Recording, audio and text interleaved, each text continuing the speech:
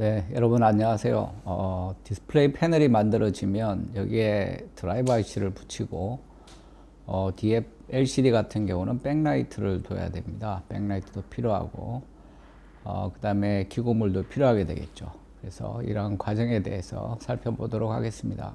여기에 패널이 나와 있죠. 그래서 LCD 같은 경우는 두 장의 유리기판이 붙어 있는데 아래쪽에 TFT가 형성된 쪽에는 이렇게 파란색으로 보이는 외부 전원, 외부 신호를 연결할 수 있는 패드가 구성이 되어 있습니다.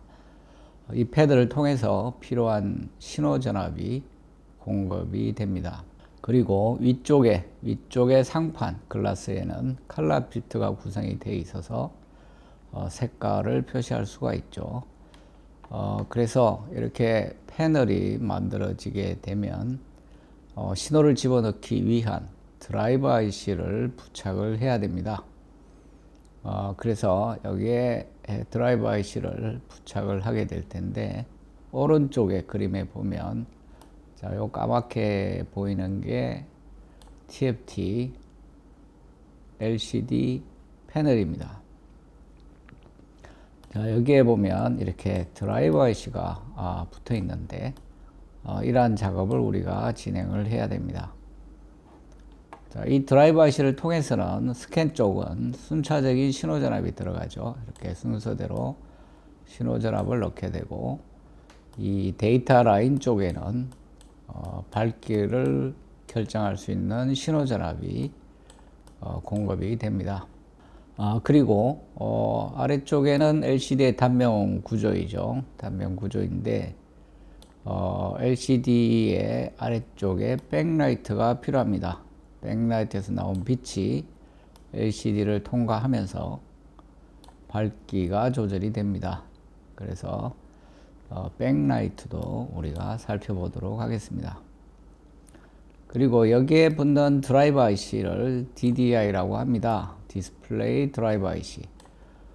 예전에 LCD만 있을 때는 LDI라고 불렀죠. LDI, LCD 드라이버 IC입니다. 그렇지만 요즘엔 OLED도 많이 사용이 되고 있죠. 그래서 요즘은 DDI라고 많이 부릅니다. 그래서 게이트 라인 쪽에는 이렇게 게이트 드라이버 IC를 붙이게 되는데, 여기에 게이트 배선이 균일한 간격으로 형성이 되어 있습니다. 되어 있고, 이게 게이트 라인을 표시하고 있죠. 그래서 여기는 지금 드라이버 IC가 3개가 붙고 있는데, 그래서 3개씩 그룹핑이 돼서 패드가 구성이 되어 있습니다. 이 패드에 드라이버 IC가 부착이 되는 것이죠.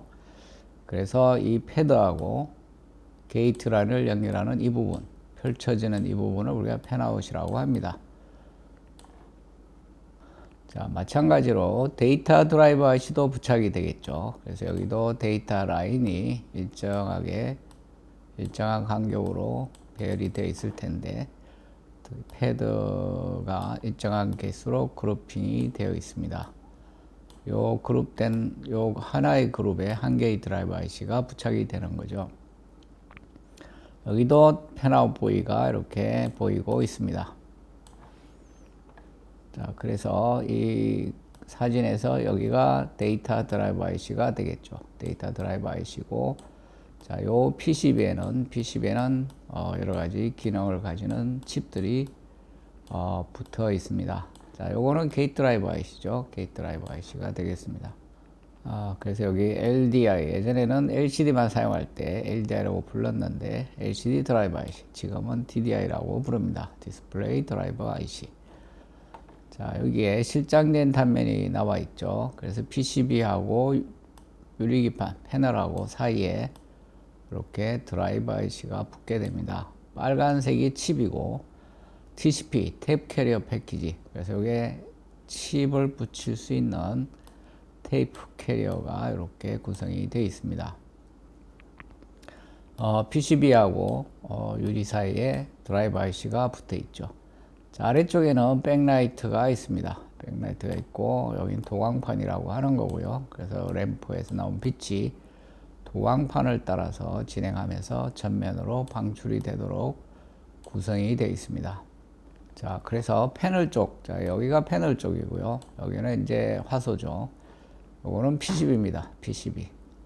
그래서 외부에서 PCB 쪽으로 전원이라든지 신호전압이 들어오면 이 PCB의 배선을 따라서 드라이버 IC에 신호가 공급이 됩니다.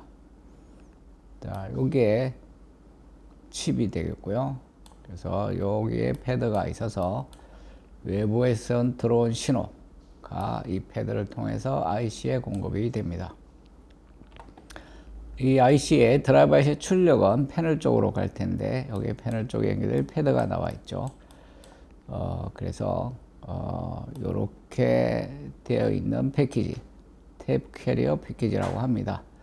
그래서 칩을 이렇게 패키지를 해서 사용하는 거죠. 탭 캐리어 패키지 TCP라고 합니다. TCP.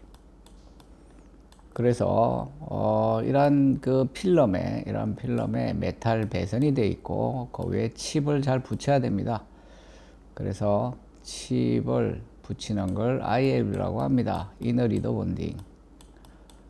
그 다음에 이 패널 쪽에 붙이는 혹은 PCB에 붙이는 걸 OLB라고 합니다. 아우터 리더 본딩. 자, 바깥쪽에 있는 요 리드를 패널이랑 붙이는 거죠. 그래서 요거를 OLB라고 하고 칩을 붙이는 걸 ILB라고 합니다. 이너 리더 본딩이죠. 그래서 이러한 탭 캐리어 패키지 형태로 해서 드라이버 IC는 주로 부착이 됩니다. 단면으로 보면 자, 칩이 탭 캐리어에 정극하고 이렇게 붙어 있습니다. ILB를 한 거죠. ILB. 그래서 이 칩이 붙어 있고 그 다음에 이 칩이 붙은 이 필름상의 패드하고 리더하고 유리의 패드랑 연결이 되도록 부착을 하게 됩니다. 이것을 우리가 OLB라고 하죠. 아우터 리더 본딩입니다. 그러면 PCB로 공급되는 신호가 TCP의 드라이버 IC로 공급이 되고 드라이버 IC 나온 신호 전압이 패널로 공급이 돼서 동작이 됩니다. 그래서 여기 보면 자, 여기 패널이 있고 요거는 백라이트죠. 백라이트. 그래서 이제 엣지라이트 방식이라고 합니다. 광원은 가장자리에 있죠. 엣지라이트입니다.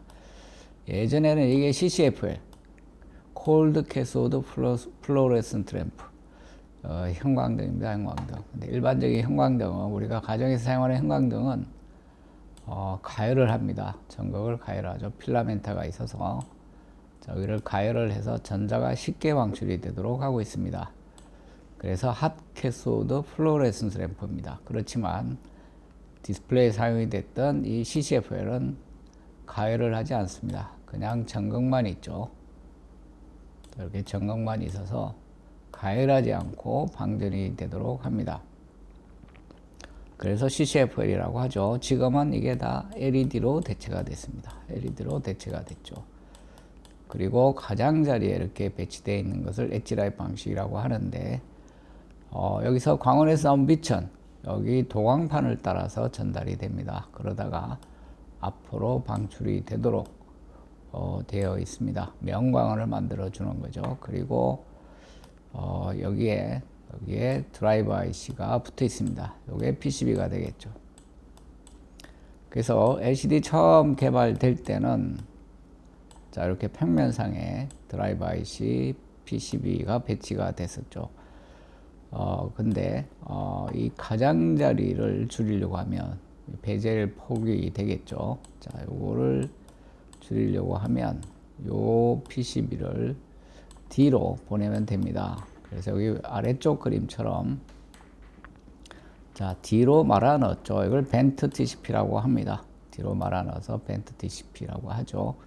자, 이렇게 하면 앞에서 봤을 때 데드 공간이 줄어듭니다.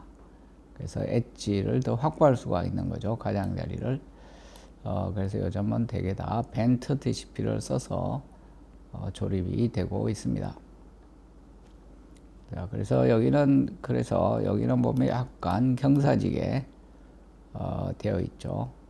그래서 이 도광판도 이렇게 평행한 경우 혹은 세기 모양의 경우 두 가지가 있습니다. 자, 그래서 드라이버 IC를 부착하는 TCP 드라이버 IC를 탭 캐리어 패키지가 된 드라이버 IC를 부착하는 방법은 첫 번째로 ACF를 먼저 부착하게 됩니다. 드라이버 IC를 붙일 자리에 ACF를 부착하는 거죠.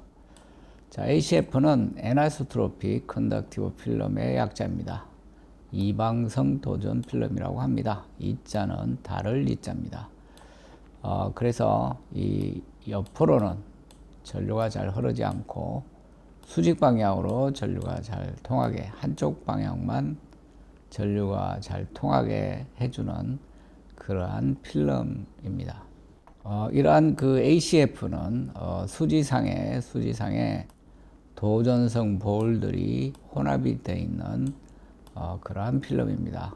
그래서 도전 입자는 직경이 한 수마이크로, 10마이크로라든지 3마이크로라든지 용도에 따라서 직경이 좀 다양한데 수마이크로 정도의 직경을 가지고 플라스틱 볼입니다. 플라스틱 볼에 니켈과 골드가 도금이 되어 있습니다.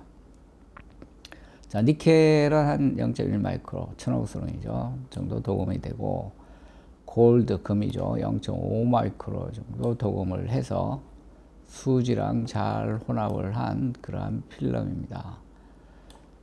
그래서 아까 이 패드에다가, 자, 여기 파란색 아래쪽 패드가 있죠. 패드에다가 필름을 붙인 다음에 위에 드라이버 IC, TCP 드라이버 IC를 잘 정렬해서 놓고 눌러서 그리고 열도 가합니다.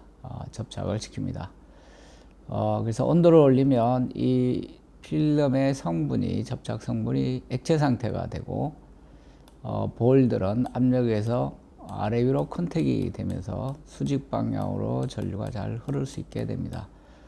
측면으로는 이 필름 자체, 이 필름은 전원체이기 때문에 수직 방향으로는 전류가 흐르지 않습니다.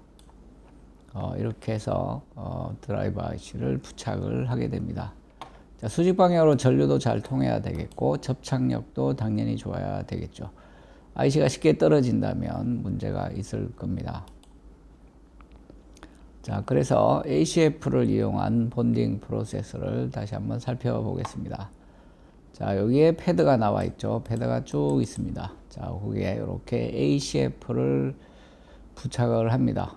부착을 하고 ACF에 보호 필름을 떼내고 나서 IC를 부착을 합니다. 자, IC를 부착을 하고 열과 압력으로 부착을 하게 됩니다. 이러한 과정으로 ACF 본딩을 하게 되죠.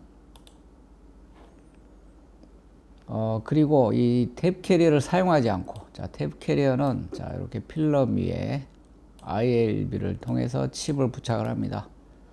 자, 이 필름에는 이미 패턴이 다 돼 있죠. 그래서 여기에 정렬을 잘 해서 칩을 부착을 하게 되고, 그 다음에 요것을 유리기판이랑 붙이게 되는데, 칩을 직접 유리에 붙이기도 합니다. 특히 휴대폰이라든지 이런 것들은 요즘은 전부 COG를 이용하고 있죠. 칩 온 글래스입니다. 유리 위에다가 칩을 직접 부착을 합니다. 그래서 COG, 칩 온 글래스라고 하죠. 그래서 이 패드에다가 COG를 한 그러한 단면 모양을 보여주고 있습니다. 외부하고 연결은 FPC를 Flexible Printed Circuit이죠. 해서 연결이 됩니다. 자, 그리고 더 발전한 형태는 이 드라이버 IC를 붙이지 않는 겁니다. 지금 여기 드라이버 IC가 하나, 둘, 셋, 넷, 다섯 양쪽에, 그 다음에 아래 위로 해서 전부 10개가 부착이 되어 있죠. 그래서 이러한 IC를 부착하지 않고 기판 위에 회로를 직접 구성하는 경우가 있죠. 그렇게 구성하게 되면 이렇게 드라이버 IC를 붙이지 않아도 됩니다. 훨씬 간결해지고 전체 면적도 줄어들었죠. 그래서 외부가 차지하는 게 확 줄어들게 됩니다. 그래서 이렇게 구동 회로를 외부에서 붙이지 않고 패널 위에 TFT로 직접 해버리는 그러한 기술은 좀 더 진보된 드라이브 IC를 붙이지 않아도 되는 그러한 기술이 되겠죠. 그래서 폴리실리콘을 이용해서 폴리실리콘을 한번 싣고 내동도가 높아서 회로를 구성하기가 더욱 용이합니다. 그래서 회로를 직접 해서 패널을 만든 예를 보여주고 있습니다.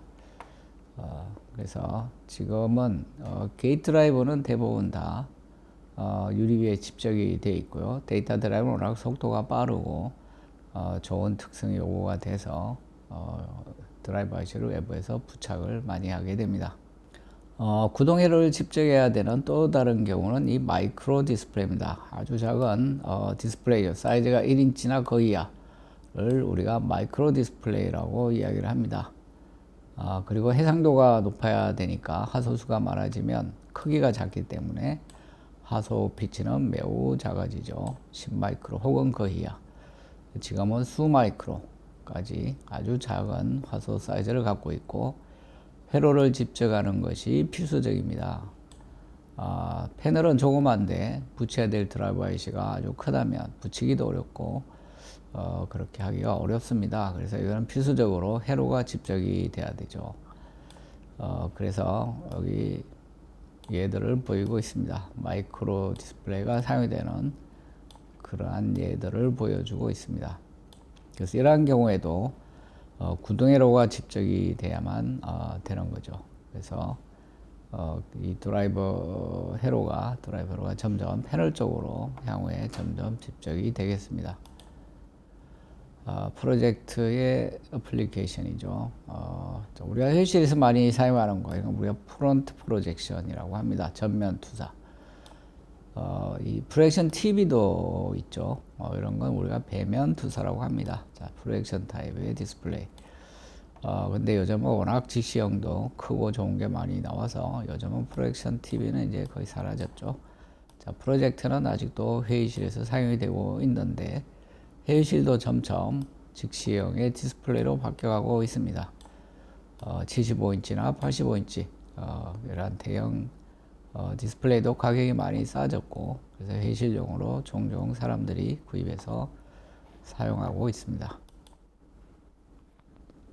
자, 마이크로 디스플레이의 모듈의 한 예를 보여드리고 있습니다. 이건 고온 폴리실리콘 공유로 한 것이고 이 폴리실리콘은 이동도가 높고 그 다음에 N형의 트랜지스터 P 채널의 트랜지스터를 구성할 수가 있어서 CMOS로도 쉽게 구성할 수가 있습니다.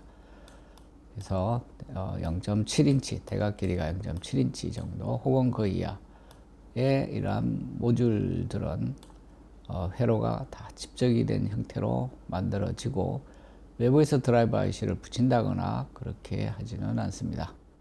자, 그래서 회로가 구성이 되면 동작을 시키게 될 텐데 LCD는 직접 빛이 나오지 않기 때문에 백라이트가 필요합니다. 뒤에서 빛을 비춰줘야 되죠.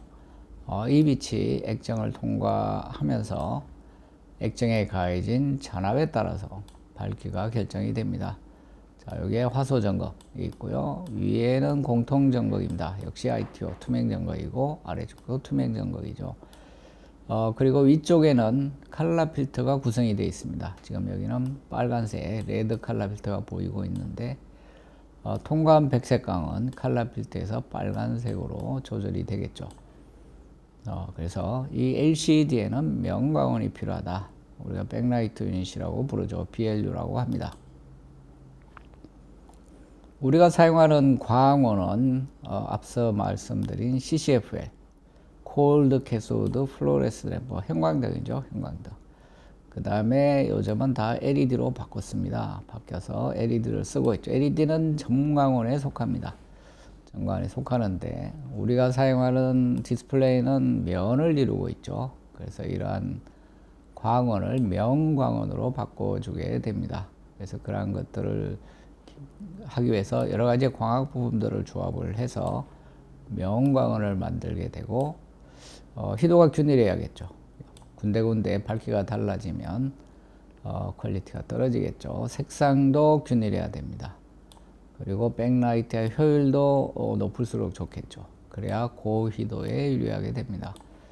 그래서 이러한 명광원이 디스플레이 LCD에 있어서는 주요한 부품입니다. 자, 백라이트를 구성하는 방법은 직화형. 뒤에 바로 램프를 직접 두는 경우를 직화형이라고 하죠. 자, 엣지라이트형. 이것은 웨이브 가이드를 두고 도광판을 두고 가장자리에 광원을 두는 경우입니다. 자, 좌우에 지금 가장자리에 램프가 있는데 요거는 CCFL이죠. 요즘은 여기에 다 LED를 사용하고 있습니다. 그래서 엣지라이형도 있고 이렇게 직화형도 있습니다. 그래서 요 경우는 요거는 CCFL을 사용한 직화형입니다. CCFL. 과거에는 다 CCF를 사용을 했죠. 자, 여기에 CCFL이 배열된 모습입니다. 직화형이 요즘은 다 LED로 바뀌게 됐으니까 LED는 전광원이죠. 자, 여기에 그럼 LED가 배열된 모습을 보여주고 있습니다. 그래서 LED가 직화형에도 사용이 되고 그 다음에 엣지라이형에도 사용이 되고 있습니다. 그래서 백라이트의 형태를 보여주고 있고요.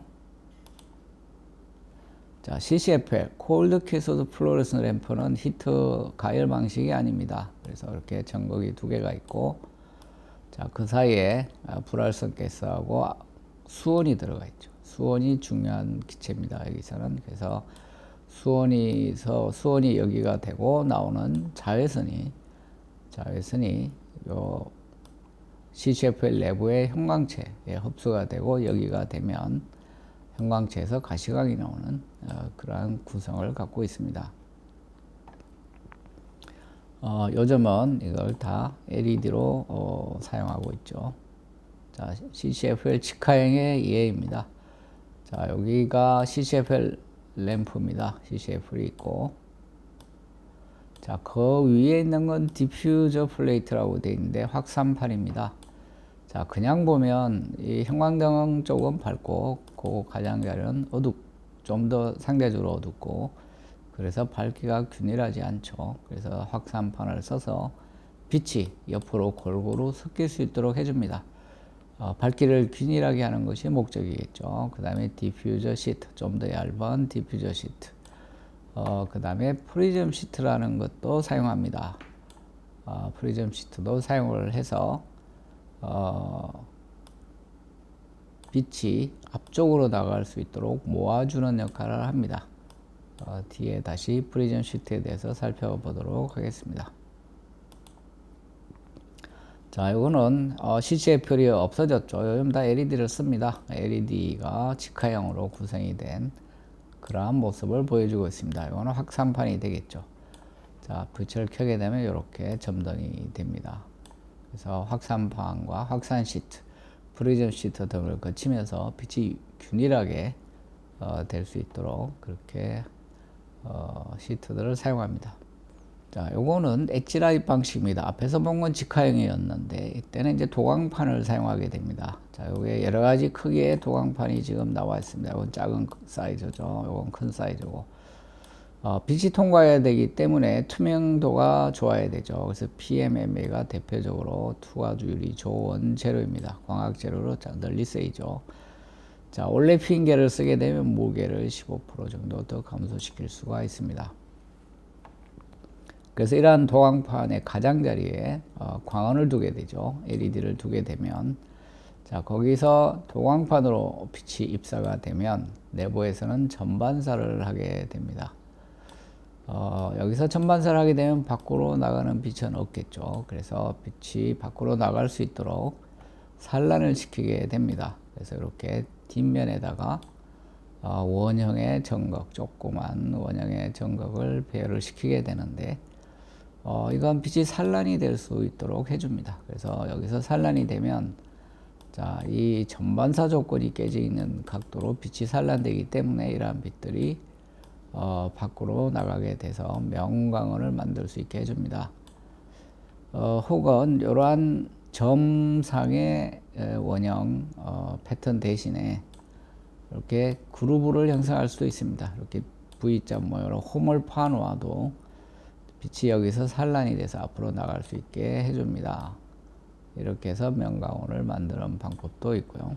자, 그래서 이 도광판의 뒤쪽에는 이렇게 점상의 패턴들이 배열이 되어 있고, 자, 도광판을 통해서 진행하던 빛이 아랫면에 와서 여기 점에 충돌을 하게 되면 산란이 일어나고 일부 빛들이 앞쪽으로 나가는 그러한 원리를 갖고 있습니다.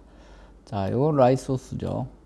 CCF를 쓰거나 LED를 쓰거나 해서 안쪽으로 들어가게 되는데, 아무래도 광원에서 가까운 쪽은 좀 밝고 멀어질수록 어두워지겠죠. 그래서 패턴을 잘 조절해서 전체적으로 균일한 밝기를 유지할 수 있도록 하게 됩니다. 그래서 입구 쪽은 좀 패턴도 작고 덤성덤성하게, 뒤로 갈수록 패턴이 좀 크게, 이렇게 해서 밝기가 균일하게 나올 수 있도록 하고 있습니다.